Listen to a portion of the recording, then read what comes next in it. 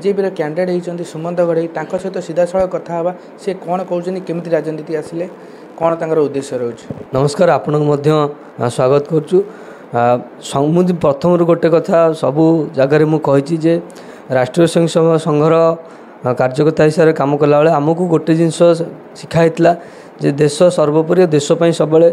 आम कम करवा था से ही विचार को लेकिन आम कम करूँ परवर्ती पर्यायर तो भारतीय जनता पार्टी रे जोगदे आम से देश सेवार केमी आगू जापर से विषय में आम बर्तमान राजनीति क्षेत्र में कम करुँ। देखो ये बहुत प्रकार समस्या आम देखा मिलूँ 24 वर्ष ये गोटे अराजकतार शासन चलती लोक मैंने मौलिक सुविधार वंचित होती साधारण पानीय जल ठीक से मिले ना घर जो प्रधानमंत्री आवास योजना रे जो सर्वनिम्न श्रेणीर लोक मानू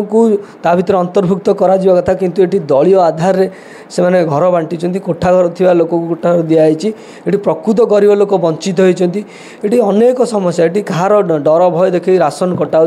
ये सब अनेक समस्या रही से समस्या को लेकिन आम लोक पाखु जाऊँ मिशुचु एवं लोकों भितर गोटे भल पाइबा आशीर्वाद अच्छी भारतीय जनता पार्टी प्रति नरेंद्र मोदी प्रति एवं आम प्रति तेणुक से आमर पुंजी निश्चित भाव में देखिए आगामी दिन में सेटा आम गोटे बहुत बड़ सुजोग सृष्टि कर भारतीय जनता पार्टी ये देखिए गोटे बड़ विजय हम 400 पार लक्ष्य नहीं कि आम लड़ुचु आ निश्चित भाव में 400 पार हम और ओडिशार डबल इंजिन सरकार हम भाव में अंत हम लोक अतिष्ठ अच्छा आमर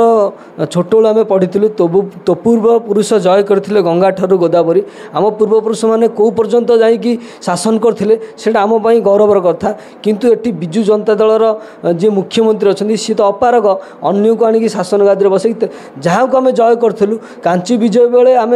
कौ जगह को दक्षिण को जाकि विजय से दक्षिण लोक मैंने बर्तमान आम उपर आंक मध्यम शासन कर लोक अतिष्ठ अच्छा निश्चित भाव में तार अंत हम और भारतीय जनता पार्टी सरकार हम जड़े स्वाभिमानी ओडिया मुख्यमंत्री हम निश्चित भाव में आम तो देखु लोक मैंने देखुं एज ए क्रिमिनाल हिसाब से ये डर धमकई लोक मान हत्या कर व्यभिचार कर शासन चलई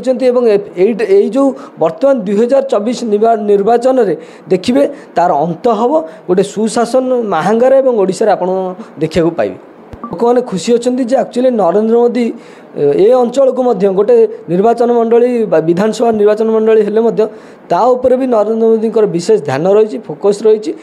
ओडिशा उपर फोकस रही से जना पड़ी नरेंद्र मोदी ओडिशा प्रति महांगा प्रति भल पाइबा अच्छी महांगा जनता प्रति निश्चित भाव में लोक मैंने ग्रहण कर मंत्री जो मैंने सब आसुँच लोक मैंने कहते एथर परिवर्तन हो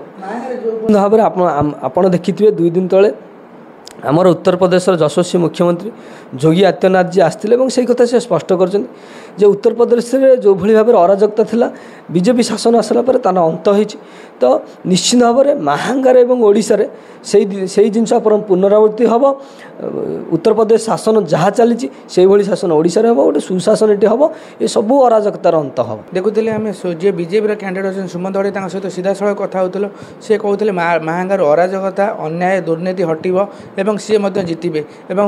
निर्वाचन बैतरणी पारी हे देखा बाकी रहा सुमंत गढ़ई केते भोट्रे जितुंट और केमी निर्वाचन बैतरणी पार होती लोक केमी ग्रहण कर कटक जिलूर तुषार जैन रिपोर्ट ओडिशा हलचल।